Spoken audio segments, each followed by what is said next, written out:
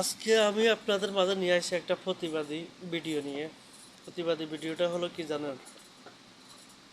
হাসনাত আব্দুল্লাহ যে কথাগুলো বলতেছে, কথাগুলো আগে শুনুন, তারপর আমি বলতেছি। আগে ওনার কথাগুলো শুনুন। প্রত্যেক ঈদে এমপিদেরকে 10 লক্ষ টাকা ঐচ্ছিক বরাদ্দ দেওয়া হয় সরকার থেকে। তো এই টাকাটা এমপি যিনি থাকবেন, স্থানীয় সংসদ সদস্য যিনি থাকবেন, উনি এটা ওনার মতো করে খরচ করতে পারেন। উনি এটা প্রয়োজনে কিছু কিনে দিতে পারেন। উনি প্রয়োজনে এই 10 লক্ষ টাকা কাউকে 100 টাকা করেও দিতে পারবেন, কাউকে কাউকে 50,000, কাউকে 1 লাখ, কাউকে 2,000, মানে উনি এটা ইচ্ছা মতো খরচ করতে পারবেন। মানে এই খরচটা এটা সরকার এমপিকে এটা দেয় 10 লাখ টাকা। তো আমাকে যখন এটা রোজার ঈদে এই 10 লাখ টাকা আমি যখন পাই, রোজার ঈদে এই 10 লক্ষ টাকা আমরা 1,000 মানুষকে আমরা তখন দিই। তো 1,000 মানুষকে যখন দেই, দিতে গিয়ে আমরা দেখেছি 1,000কে 1,000 টাকা করে 10 লাখ টাকা দিয়েছি।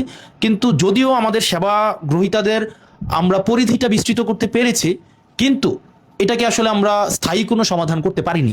কারণ 1,000 টাকা যখন একটা মানুষকে দেই, এটা হয়তো এক বাজারের খরচ, বা তার একটা সাময়িক একটা অসুবিধা হতে সাময়িকভাবে লাঘব করে। তো সেজন্য রমজানে রোজার ঈদে আমরা যে এই পদক্ষেপটা নিয়েছিলাম, সেটা না নিয়ে এবার আমরা ঈদুল আজহাতে আমরা একটা সিদ্ধান্ত নিয়েছি, এই যে 1 লক্ষ 10 লক্ষ টাকা দিয়ে আমরা যেন একটা কর্মসংস্থান নিশ্চিত করা যায়, আমরা সেই দিকে আমরা সেই ধরনের একটা পদক্ষেপ নিয়েছি। সেজন্য আমরা এই 10 লক্ষ টাকা ব্যক্তিগতভাবে টাকা না দিয়ে, আমরা 10 লক্ষ টাকা দিয়ে আমরা 8টা রিক্সা কিনেছি, অটো রিক্সা। প্রত্যেকটা রিক্সা 1,25,000 টাকা করে। তার মানে 8টা রিক্সা 1 লক্ষ হচ্ছে আপনার 10 লক্ষ টাকা। এই রিক্সাগুলো হচ্ছে আপনার এই মার্কেটে প্রচলিত যে রিক্সাগুলো আছে, অটো রিক্সাগুলো, সেই ধরনের রিক্সা।